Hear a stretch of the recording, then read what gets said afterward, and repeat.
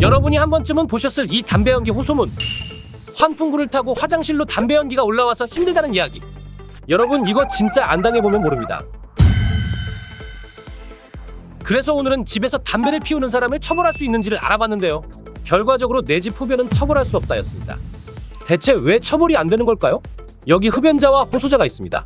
이 둘은 대한민국 헌법에 근거한 시민의 기본권으로 각각 흡연권과 혐연권을 갖게 됩니다. 지난 2004년 헌법재판소는 두 권리 모두 헌법에서 규정하는 사생활의 자유 행복 추구권에 해당한다고 인정했습니다. 다만 두 권리가 충돌할 경우 생명권과 직결되는 혐연권을 우선해야 한다고 밝혔는데요. 문제는 이 내용들은 공공장소에서만 해당된다는 거고 내 집에서의 흡연은 개인사 유지에 들어가기 때문에 정확한 처벌 방법이 없다는 거죠. 말 그대로 내 집에서 내가 피우겠다는데 네가 무슨 상관이야? 이렇게 돼버리는 겁니다. 그렇다면 금연 아파트는 괜찮을까요?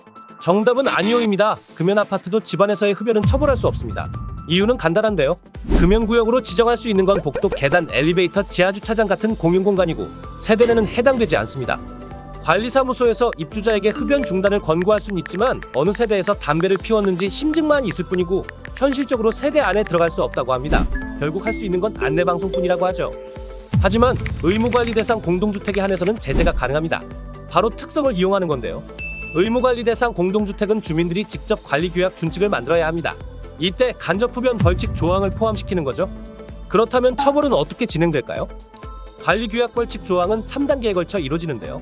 첫 번째는 경고, 두 번째는 자체적으로 결정한 위반금 부여, 세 번째로 위반금 체납 시 가산금 징수 및 소액 심판 청구를 진행할 수 있습니다. 그런데 제가 처음에 분명 처벌이 불가하다고 말씀드렸죠. 문제는 간접흡연 조사 및 인과관계 증명이 쉽지가 않다는 겁니다. 우선 행정당국이 아니라 공동주택 자체적으로 조사를 해야 하는데요. 눈에 보이지 않는 담배 연기 특성상 추적이 쉽지가 않고 어디에서 피웠는지 특정하기도 어려우며 환기구를 타고 다른 집에서 담배 연기가 넘어올 수도 있기 때문입니다. 거기다가 가장 큰 문제는 흡연자로 추정되는 가구의 조사 동의까지 필요하다는 겁니다. 이건 뭐 잡지 말라는 거죠. 자, 오늘 내용을 정리해봅시다.